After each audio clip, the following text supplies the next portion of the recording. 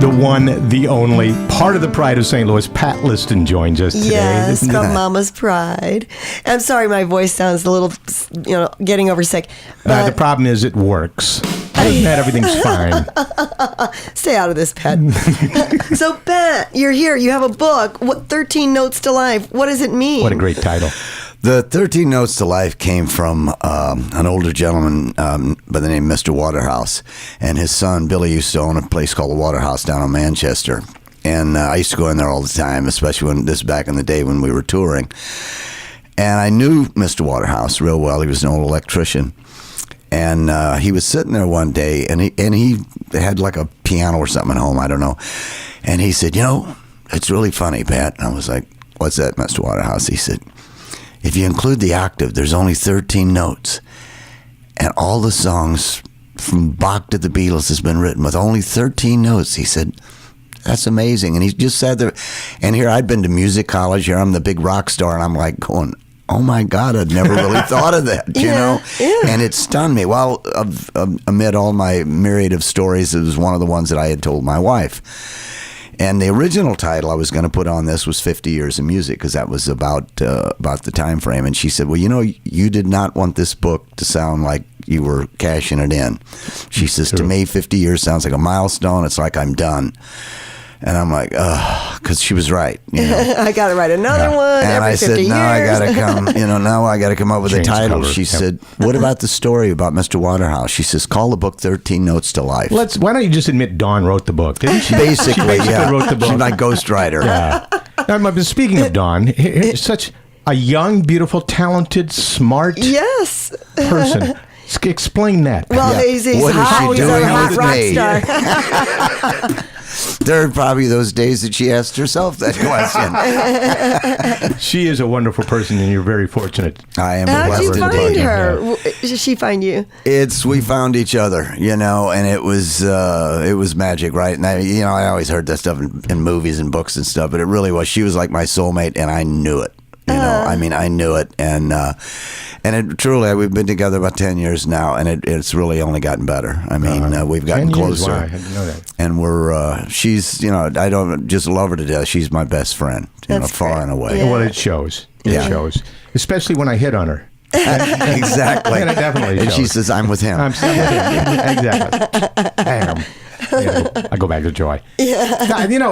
This is probably the first time we've interviewed someone who we know well, but we haven't read the book, haven't even seen the book. I know. Yeah. I know. So you're going to have to tell us. I know some of this. What is it? Where do we get it's it? What's it everything all from about? before Mama's Pride, right? Before, during, and after. I started writing memoirs for my kids. I do the genealogy of my family, and I'd have given anything if my great-grandfather or somebody would have written things down, So I thought I'm going to do that just so that it's there, And then Dawn said, why don't you just take this another step and just do a book, So I used some of my childhood in there. I didn't want to put too much in it, I just wanted to lay the foundation because it is a musical book. And because I was raised in a musical family, my mom was actually on KMOX in the 30s. Mm-hmm. With another lady, they were called the Texas Bluebonnets. How about that? She was a singer or a musician? Oh, Singer, musician. She played. And she had a band called Sun's Pride. Yeah, exactly. But KMOX was huge back then as far as, nationwide, so she often reminded Danny and I that she was bigger than us.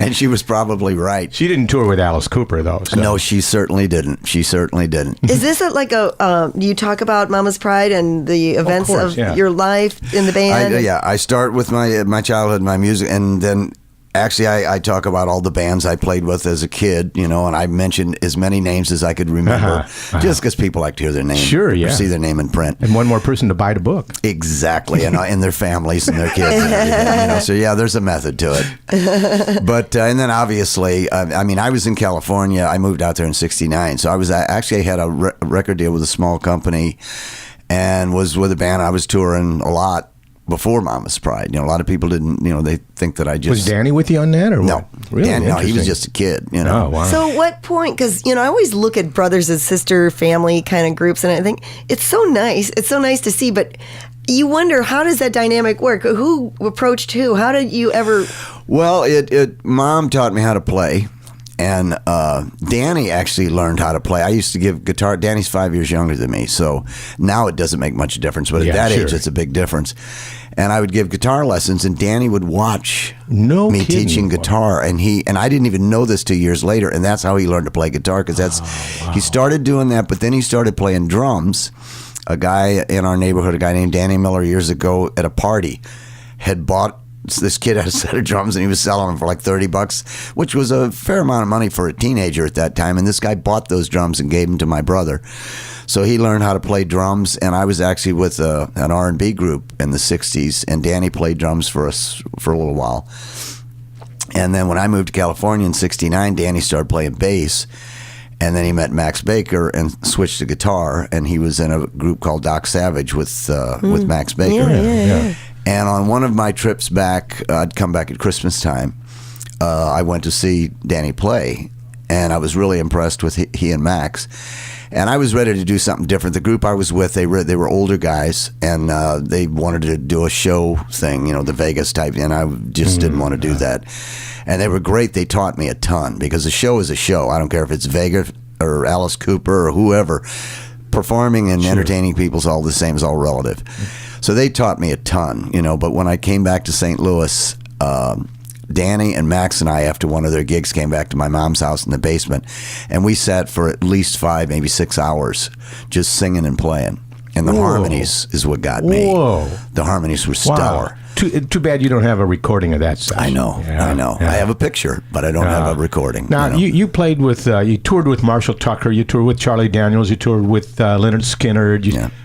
And Alice Cooper. Right. How did that happen? Alice Cooper, there was only one gig with Alice Cooper, and that it was an orgy. That's all it took. And it was down in Nashville at the Municipal Auditorium, and it was sold out, and the Tubes were supposed to open the show. Oh, my And they had to gosh. cancel, which made us really nervous, because we're not the Tubes by any means, Yeah. And I remember telling the guys before the show, because the first 6 or 8 rows were all dressed like Alice Cooper with the my face gosh, makeup. yeah. And we were like, oh, my Lord. I said, guys, keep in mind, this is Nashville. Regardless of whether it's Alice Cooper, it's Nashville. Yeah. And we killed it. Even their road crew said, man, you guys were top notch, So, and then afterwards, I'm walking around backstage, and I see this curtain. I open up, and this is like this big concrete room, and with nothing in it, and I see a soccer ball go flying by, hit the wall, and go back, and I look over, and here's Alice Cooper. He's all dressed, ready to go out on stage. The band was already playing, because they did this whole intro thing, And I said, oh, I'm sorry. He said, no, come on in, And he kicked the soccer ball, and I side-footed it back to him. He said, oh, you played soccer? I said, dude, I was raised Irish Catholic, Dogtown. You had to play soccer, And he asked, well, where at? And I said, St. Louis. And we talked about St. Louis. And we talked for a good 10 minutes, I guess, or more. And then he heard his cue, and he said, okay, I got to go now.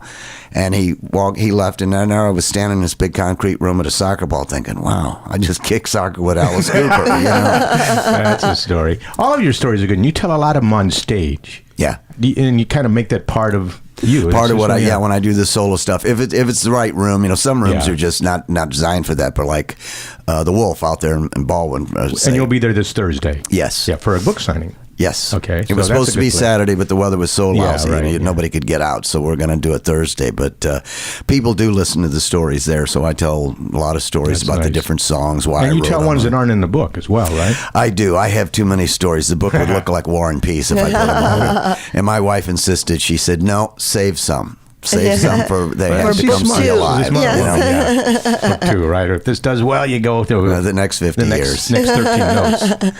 So, Mama's Pride has always been really St. Louis's pride, because, we always look at you at like, oh my God, you're such a good band. We're such a good band, and so talented, and everything that, we would look at some other crappy bands and you're like, damn, what's the deal? They got this record deal. Where did it not happen in terms of a big record deal for you guys?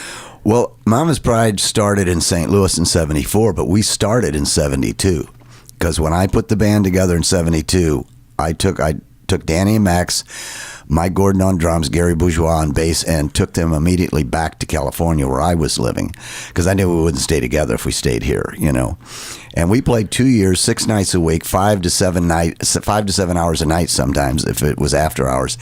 So by the time we got to St. Louis, all these people were going, this new band. Sure, How did they Overnight get so success. good? My Yeah, gosh, yeah. they're so tight. You know, and what they didn't know, we played every night for 2 years. So by the time we got back here, we started playing Rusty Springs and the haunts that they had here. But we met a guy down at what later became Mississippi Nice. It was called River Days in those days. Yeah. Ellis Salem. And Ellis was from Louisville, and he knew a booking agent down there named Steve Cole. And we got with Steve Cole. Steve Cole started booking us what they call the Chitlin Circuit down south. And we had met the Outlaws prior to this at River Rat. Mm-hmm. And we were playing at a place called the Whipping Post in Augusta, Georgia. And I saw David, the road manager, David Cloud, walk in, and there was a guy with him, and it turned out to be Alan Walden, Phil Walden's brother. And he heard us that night and signed us right there. Wow. You know? See, those were the days, weren't they? Yep. When that could happen. Now, it was either you or Danny once told me the story about you were, you know, riding home saying, man, we get limousines waiting for us at airports everywhere we go. There's stretch limos and all this stuff going on and food backstage. And at some point you realized you guys were paying for that. Yeah. Were you the one who told me that story? It could have been either one of us, because we both became acutely aware of all this stuff, you know, even in the studio, all the things, you know, the interns' lunch. I mean, you know, no matter what it was they were doing, that was coming out of your dime, you know. Yeah, yeah. And our manager would set up all this stuff, you know, and we'd stay at all these nice places, and they'd complain about us spending too much money, and then we learned, hey, it's our money anyway. Yeah. What difference does it make? And you're young and you don't think about it. No, not at all. And they don't really tell you is the key. They tell you nothing. You're right. Yeah, they tell you nothing. Right. They want you to look like a rock star when you show up. So. Yep.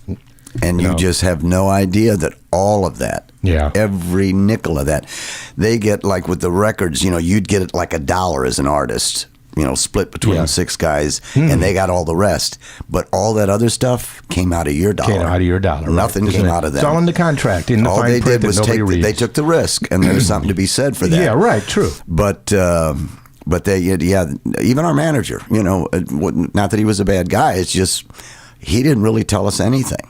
You know, it was just.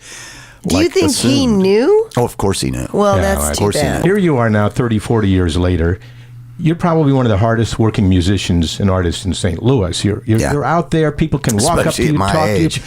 Well, good point. But you're playing. Well, you're well seasoned. Now you're there. Really, musically, couldn't be better. And it's amazing that you can go down to the Irish Corner pub. Yeah. You're there, you know.